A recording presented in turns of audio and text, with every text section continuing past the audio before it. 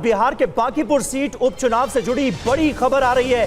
BJP अध्यक्ष नितिन नवीन की खाली की गई सीट पर जन स्वराज के प्रशांत किशोर लगातार आगे चल रहे हैं। ये बड़ा उलटफेर बांकीपुर सीट पर देखने को मिल रहा है। 10 राउंड के बाद भी प्रशांत किशोर 6000 से ज्यादा वोटों से आगे चल रहे हैं। बीजेपी उम्मीदवार दूसरे नंबर पर तो आरजेडी उम्मीदवार तीसरे नंबर पर हैं। तो ये आज सुबह से ही, जब से मतों की गिनती शुरू हुई है, तब से ये ट्रेंड बिहार की बांकीपुर सीट पर बरकरार नजर आ रहा है।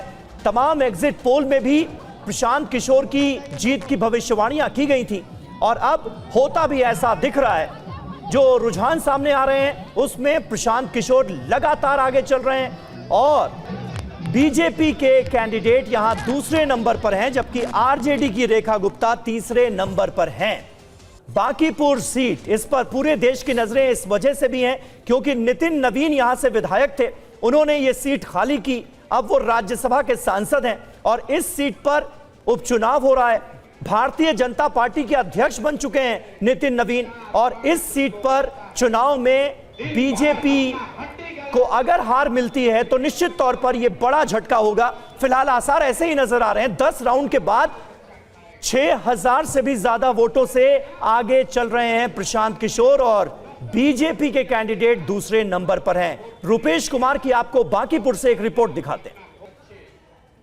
यहाँ पर जश्न शुरू हो गया है। ये देखिए अबीर, जो जन स्वराज, हर राजनीतिक दल का यहाँ एक रंग है और राजनीति का ये रंग जरा देखिए, ये पीला रंग है जन स्वराज का। जश्न आप लोगों ने शुरू कर दिया। हाँ, इसलिए जश्न शुरू कर दिया कि मॉर्निंग शोज द डे। आपके तमाम एग्जिट पोल और क्योंकि हम लोग स्थानीय है, स्थानीय लोगों का मिजाज जाना और ये समझ करके ये कन्फर्म। शुरू से जन स्वराज के साथ रहे हैं? जन स्वराज के साथ नहीं हूँ, हम बिहार की जमीन के साथ है और हिंदुस्तान के साथ। हिंदुस्तान के अंदर जो हमारा संविधान है, डेमोक्रेसी। स्वराज तो इस बार लड़ रही है ना, पहले किसके साथ? हम लोग देश के डेमोक्रेसी के साथ है। जो भारत के डेमोक्रेटिक वैल्यू के साथ चलेगा, हम उसके साथ चलेंगे। हम किसी का बंधुआ मजदूर। क्या आपको लग रहा है कि ये परिणाम में भी तब्दील होगा? अभी जो रुझान दिख रहा है, परिणाम आ गया।